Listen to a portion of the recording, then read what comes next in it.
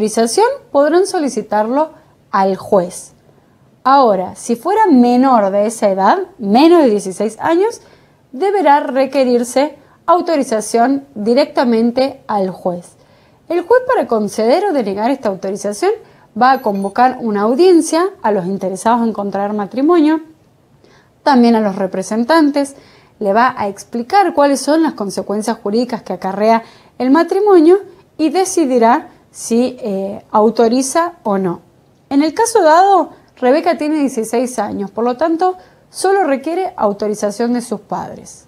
Si sus padres le conceden dicha autorización, podrá contraer matrimonio, ¿sí?, tal como lo pretende.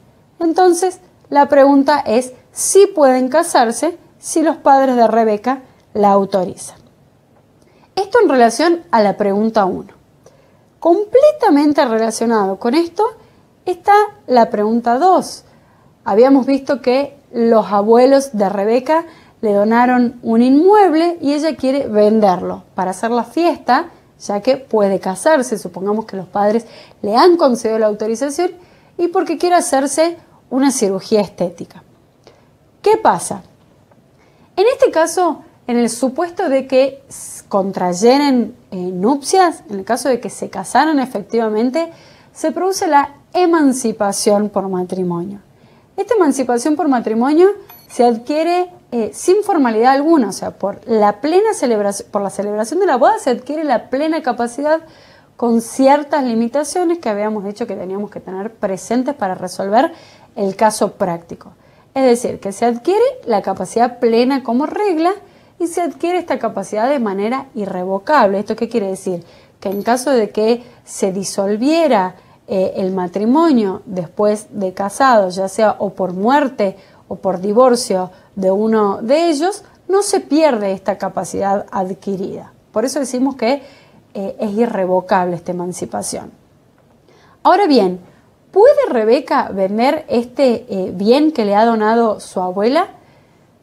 Estas restricciones a la capacidad que habíamos visto en el esquema conceptual del módulo 2 son: el emancipado por matrimonio tiene imposibilidades absolutas, que podríamos decir incapacidades de derecho, por eso decimos que son imposibilidades absolutas, y no va a poder realizar determinados actos jurídicos ni siquiera con autorización del juez. ¿Cuáles son estas incapacidades de derecho? Son, en primer lugar, no puede disponer a título gratuito de los bienes que hubiera recibido por donación.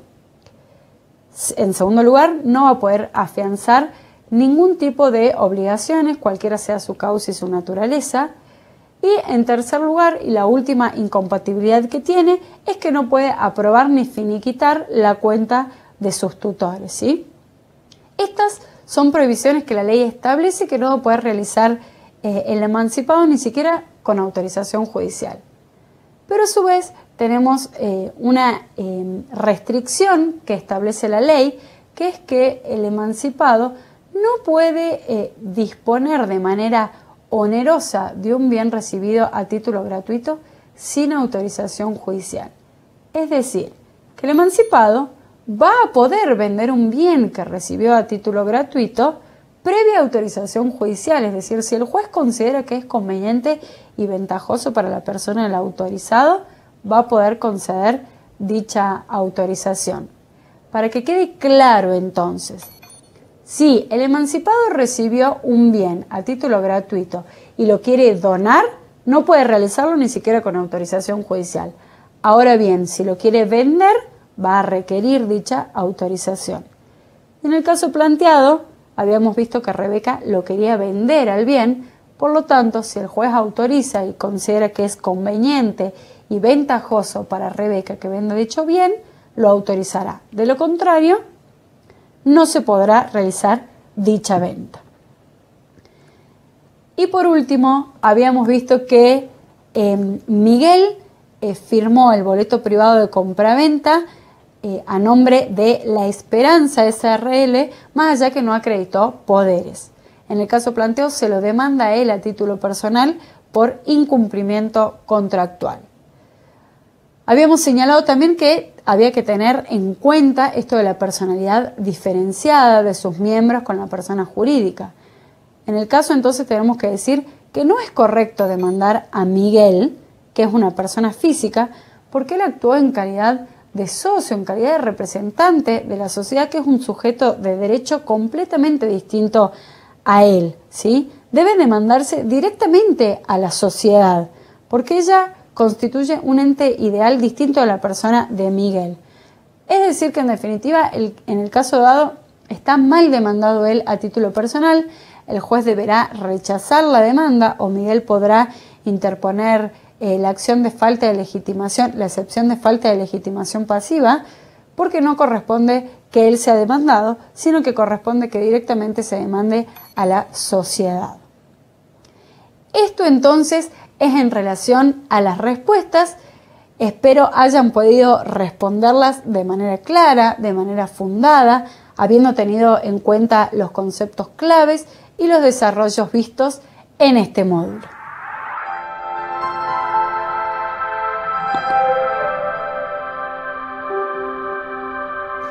Veamos ahora los múltiples opción que les proponemos.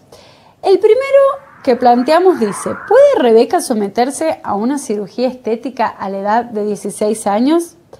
Habíamos visto que en el caso se establecía que Rebeca quería vender el inmueble, no solo para hacer la fiesta de boda, sino también para hacerse una cirugía estética. Ahora, ¿puede ella simplemente por sí sola hacerse una cirugía estética? ¿Qué les parece a ustedes? La pregunta 1 dice sí, pero con autorización judicial. Acá tenemos que tener en cuenta lo que dispone el artículo 26, ¿sí?, en materia de salud. El artículo 26 establece varias diferencias, varias distinciones en relación y en materia de salud. En primer lugar, establece que las personas, que los adolescentes, que son quienes han cumplido la edad de 13 años, ¿sí?, establece que los adolescentes pueden decidir por su solo consentimiento, es decir, que no requieren autorización de sus padres, aquellos tratamientos que no resulten invasivos, que no comprometan su salud, van a poder ser realizados por su sola voluntad. El tema va a estar en definir qué debe entenderse por tratamiento invasivo o que comprometa su salud. Luego, seguidamente, el artículo 26 establece que si el tratamiento resultara invasivo o comprometiera su salud, no solo deberá brindar su consentimiento, sino también el de sus representantes legales. Y por último, el artículo 26 dice que a la edad de 26 años, el adolescente es considerado un adulto sobre las decisiones sobre su propio cuerpo. Y acá es donde está la respuesta. En el caso, Rebeca tiene 16 años y quiere hacerse una cirugía estética. El artículo 26 establece que es considerado un adulto sobre las decisiones de su propio cuerpo, por lo tanto, ella puede someterse a una cirugía por su sola voluntad y sin otro requisito, y la respuesta entonces está en el caso E. Por lo tanto, no va a requerir autorización judicial, no va a requerir tampoco autorización de sus padres. El hecho de que haya contraído matrimonio, si estuviera emancipada, por ejemplo, no la coloca, no requiere para nada el consentimiento del marido, máxime si tenemos en cuenta que es una persona plenamente capaz como un efecto de la emancipación, y solo cuando sea mayor de edad podrá someterse a cirugías estéticas. Decimos que tampoco, justamente por dos motivos, porque si se casó ya es plenamente capaz, pero principalmente porque la ley establece que es un adulto y por lo tanto no requiere autorización ni de su marido, ni de sus padres, ni autorización judicial. Esto es muy importante en materia de salud, justamente porque plantea un cambio completamente distinto en lo que era el anterior código, y se trata de receptar lo que es el principio de autonomía y progresividad, es decir, que se le empiezan a dar a los menores mayores derechos para que los puedan ejercer de manera responsable. A medida que van creciendo se les va otorgando mayores derechos y así también mayores deberes. Veamos qué nos dice el ejercicio 2. Dice, de acuerdo al caso, Rebeca es menor de edad y perito mercantil. así las cosas, de conformidad a la legislación, ¿ella puede ejercer la profesión? El artículo 30 nos dice que incluso los menores de edad que tuvieren título habilitante van a poder ejercer la profesión y van a poder administrar de los bienes que adquieran con la profesión por su sola voluntad. Es decir, no van a requerir autorización judicial ni autorización de los padres. Esto es muy importante y está relacionado directamente con esto de lo que hablábamos de la autonomía y la capacidad progresiva. Acá nuevamente el código habilita a que las personas menores de edad con título habilitante puedan ejercer por sí sola la profesión y puedan disponer y administrar del producido. Es decir, que de acuerdo a lo previsto en el artículo 30, la respuesta es C. Ella sí puede ejercer la profesión sin necesidad de autorización, y acá reiteramos lo mismo, sin necesidad de autorización de los padres, sin necesidad de autorización del juez, ¿sí? Acá no entra en juego la ley laboral porque porque lo resuelve directamente el Código Civil y Comercial, y en relación a que a los 16 años es considerado como un adulto, esto solamente es en relación a las decisiones sobre el propio cuerpo, ¿sí? Y en relación al ejercicio 3, tenemos que, de acuerdo a la clasificación de las personas jurídicas, ¿qué es la esperanza SRL? Bueno, recapitulando, habíamos visto que las personas jurídicas se clasificaban en personas jurídicas públicas y personas jurídicas privadas. Dentro de las personas jurídicas públicas teníamos el Estado Nacional, Provincial, Municipal, Ciudad Autónoma de Buenos Aires, entidades autárquicas, la Iglesia Católica, entre otras, y dentro de las personas jurídicas privadas, ¿sí?, que es la que regula el capítulo del Código Civil y Comercial, clasifica las asociaciones, las fundaciones, el consorcio de propietarios, otras iglesias que no sean la Iglesia Católica, las sociedades comerciales, asociaciones civiles, fundaciones, entre otras. Entonces, teniendo en cuenta esta clasificación, ¿qué les parece a ustedes que es la esperanza SRL? Bueno, la pregunta quizás surge media obvia porque, como todos bien sabrán, SRL significa Sociedad de Responsabilidad Limitada, ¿sí? Y la denominación indica entonces que es una sociedad comercial. Una sociedad comercial, entonces, como persona jurídica privada. La respuesta correcta, entonces, es la B. Esperamos hayan podido hacer estos 3 casos prácticos con facilidad, nuevamente que no les haya resultado tramposo y que les haya servido para rever si algún concepto quedó flojo o por ver. Es muy importante la cuestión de capacidad relacionado con el ejercicio 1 y 2. Vean el capítulo relacionado a las personas menores de edad, artículo 25 y siguiente, que es el tema principal de este módulo.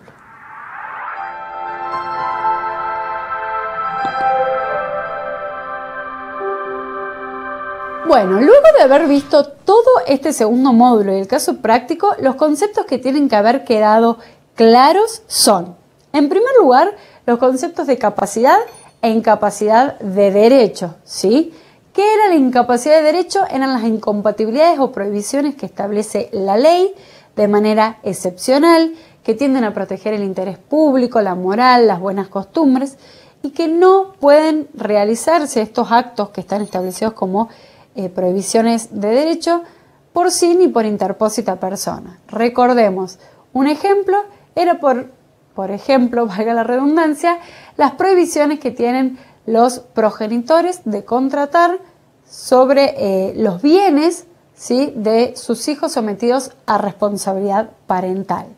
Tampoco podrían realizar los progenitores, ni tutores, ni curadores, los representantes legales, transacciones sobre las cuentas de las personas que están sometidos a su representación legal. Estas son entonces incapacidades de derecho, incompatibilidades, prohibiciones que establece la ley y que en caso de realizarse van a dar lugar a un acto nulo de nulidad absoluta. tema que verán con claridad y en mayor profundidad en el módulo 4. Capacidad e incapacidad de ejercicio y los distintos supuestos. Es otro concepto que tiene que quedar claro. ¿Cuáles son los distintos supuestos de incapacidad de ejercicio? Cuando hablamos de incapacidad de ejercicio decimos que es la imposibilidad de que una persona, ¿sí?, que es incapaz de ejercicio, que los determina la ley en su artículo 24, pueda realizar actos de la vida civil por sí mismos. ¿Para qué se establecen estas incapacidades de ejercicio? Justamente tiende a proteger la persona del incapaz. ¿Quién se considera incapaz? Aquella persona que tiene una alteración física o mental, o bien por una situación de inmadurez. La ley considera que tiene que actuar a través de su representante para evitar que terceros se abusen de dicha debilidad y le ocasionen determinados perjuicios. ¿Cuáles son los supuestos de incapacidad de ejercicio? Tenemos que son incapaces de ejercicio. En primer lugar, la persona por nacer. En segundo lugar, los menores de edad como regla, es decir, aquellas personas menores de 18 años y que no cuenten con el grado de madurez suficiente, porque vamos a tener determinados supuestos en que aún cuando sean mayores de edad, es decir, que aún en determinados supuestos que tengan más de 18 años, van a ser incapaces de ejercicio porque se les puede haber restringido su capacidad por una sentencia judicial. Y es de lo que nos habla el inciso C del artículo 24. Restricción de capacidad por sentencia judicial.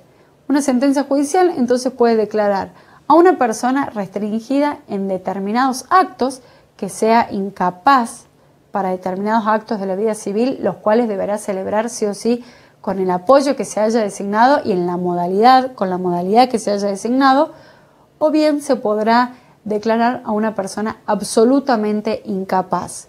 Esto deberá ser siempre excepcional, porque el código parte de la regla de que siempre debe partirse de la presunción de capacidad y que las limitaciones deben ser excepcionales. Entonces, va a haber incapacidad absoluta siempre de manera excepcional, y cuando la persona se vea absolutamente incapacitada de poder desarrollarse en su entorno, de hacer conocer su voluntad por cualquier medio y los apoyos sean ineficaces. En este caso, entonces, el juez va a tener que hacer lugar a una incapacidad absoluta. Otro de los conceptos que debe quedar claro son los requisitos sustanciales y formales para la declaración judicial de incapacidad. Esto está relacionado con lo que veníamos hablando. Vamos a tener que tener en cuenta cómo es el procedimiento, quiénes son las personas legitimadas a pedir que se declare la incapacidad de una persona. El código vigente trae la novedad de que el propio interesado puede pedir que se declare su incapacidad. Es muy importante la entrevista personal de la que habla el código. El juez no tiene la facultad de decidir o no se hace la entrevista. El juez tiene la obligación de, previo a restringir la capacidad de una persona, realizarle una entrevista personal a la persona del incapaz. Así como también se prevé que es obligatorio el dictamen, realizar un dictamen interdisciplinario. ¿Qué significa este dictamen interdisciplinario? Significa que van a intervenir médicos, psicólogos, asistentes sociales, comunicadores sociales, psiquiatras, etcétera, todos los médicos que el juez considere pertinente que intervengan para que él pueda establecer la limitación de la capacidad. Y por último, en relación a este módulo, los conceptos que deben quedar claros es el de persona jurídica y sus atributos. Habíamos establecido que persona jurídica es el ente ideal de derecho que permite que un grupo de individuos pueda realizar los fines que pretenden, ¿sí?, como un ente ideal, como un sujeto de derecho, que tiene que tener atributos. Esta persona jurídica, para funcionar, tiene que tener determinados atributos. El nombre, ¿sí?, para poder relacionarse, para poder establecer relaciones sociales. El patrimonio, para poder cumplir su objeto social y responder frente a terceros. El domicilio, para establecer jurisdicción. Y por último, la capacidad, siempre limitada a su objeto social. Bueno, nos vemos en el módulo 3 y esperamos les haya ido bien con la resolución del caso práctico.